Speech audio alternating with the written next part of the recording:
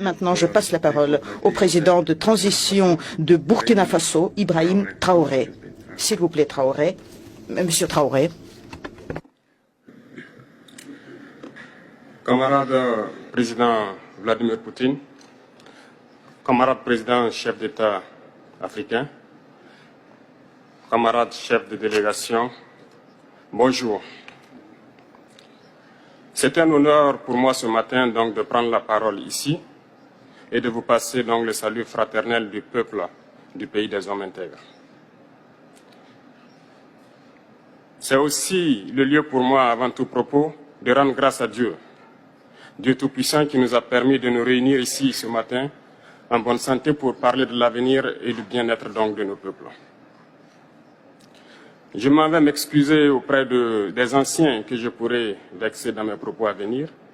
Africanité oblige, les droits d'aînesse, je me dois de m'excuser. Camarades, j'ai quelques questions donc de ma génération, mille et une questions qu'on se pose. Mais nous n'avons pas de réponse. Et il se trouve qu'ici, nous pouvons laver donc notre linge sale parce qu'on se sent en famille. On se sent en famille en ce sens que la Russie est une famille aussi pour l'Afrique. C'est une famille parce que nous avons la même histoire. La Russie a consenti d'énormes sacrifices pour libérer le monde du nazisme pendant la Seconde Guerre mondiale. Les peuples africains, nos grands-pères, ont été déportés de force aussi pour aider l'Europe à se débarrasser du nazisme. Nous partageons la même histoire en ce sens que nous sommes les peuples oubliés du monde, qu'ils soient dans les livres d'histoire, dans les documentaires ou films. On tend donc à balayer le rôle prépondérant qu'a joué la Russie et de l'Afrique dans cette lutte contre le nazisme. Nous sommes ensemble parce que, actuellement, nous sommes là pour parler de l'avenir de nos peuples, de ce qui va advenir demain, de ce monde libre auquel nous aspirons, de ce monde sans ingérence dans nos affaires internes. Nous avons les mêmes perspectives et je souhaite que ce sommet soit l'occasion donc de pouvoir tisser de très bonnes relations en vue d'un meilleur avenir de nos peuples. Les questions que mes générations se posent sont les suivantes, si je peux me résumer, c'est de ne pas comprendre comment l'Afrique, avec tant de richesses sur notre sol, avec une nature généreuse, de l'eau, du soleil en abondance, l'Afrique est aujourd'hui le continent le plus pauvre. L'Afrique est un continent affamé. Et comment se fait-il que les chefs d'État traversent donc le monde à mendier? Voici des questions que nous nous posons et que nous n'avons pas de réponse jusque-là. Nous avons l'occasion de tisser de nouvelles relations. Et j'espère que ces relations puissent être les meilleures pour donner un meilleur avenir à nos peuples.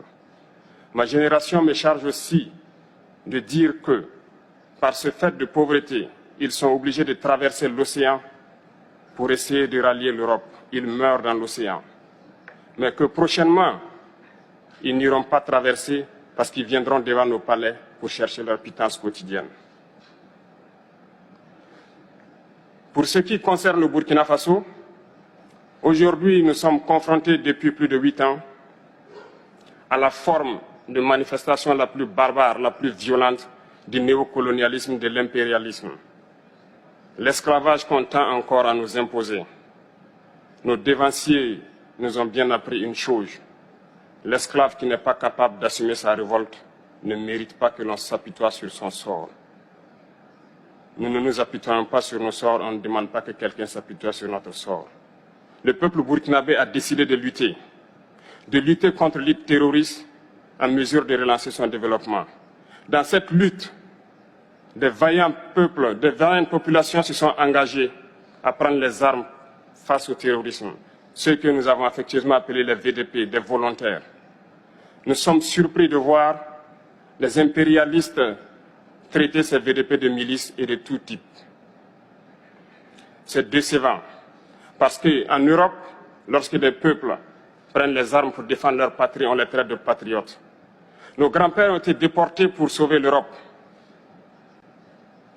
Ce n'était pas avec leur consentement, contre leur gré. Et bien au retour, on se rappelle bien qu'à Tiaroy, lorsqu'ils ont voulu revendiquer leurs droits élémentaires, ils ont été massacrés. Cela ne fait rien donc. Lorsque nous, peuple, nous décidons de nous défendre, on nous traite de milices. Mais là n'est pas le problème. Ce qui est le problème, c'est de voir des chefs d'État africains qui n'apportent rien à ces peuples qui se battent, mais qui chantent la même chose que les impérialistes en nous traitant de milices, en nous traitant donc d'hommes qui ne respectent pas les droits de l'homme. De quels droits de l'homme parle-t-on? Nous nous offusquons contre cela et c'est honteux. Il faut que nous, chefs d'État africains, nous arrêtons de nous comporter donc en marionnettes qui dansent à chaque fois que les impérialistes tirent sur les ficelles. Hier, le président Vladimir Poutine a annoncé donc l'envoi de céréales en Afrique. Nous sommes bien contents. Nous lui disons merci pour cela. Mais aussi, c'est un message passé à nous, chefs d'État africains, parce qu'au prochain forum, nous ne devrons pas venir ici sans avoir assuré, pour ceux qui ne connaissent pas la guerre, l'autosuffisance alimentaire de nos peuples. Nous devons prendre l'expérience de ceux qui ont pu déjà atteindre cela en Afrique, tisser de bonnes relations ici et tisser de meilleures relations avec la Fédération de Russie pour pouvoir assouvir les besoins de nos populations. Je ne serai pas peut-être long, le temps imparti est très court. Nous sommes obligés de nous arrêter à un moment donné. Mais je voudrais terminer en disant que nous devons donc rendre hommage à nos peuples qui se battent.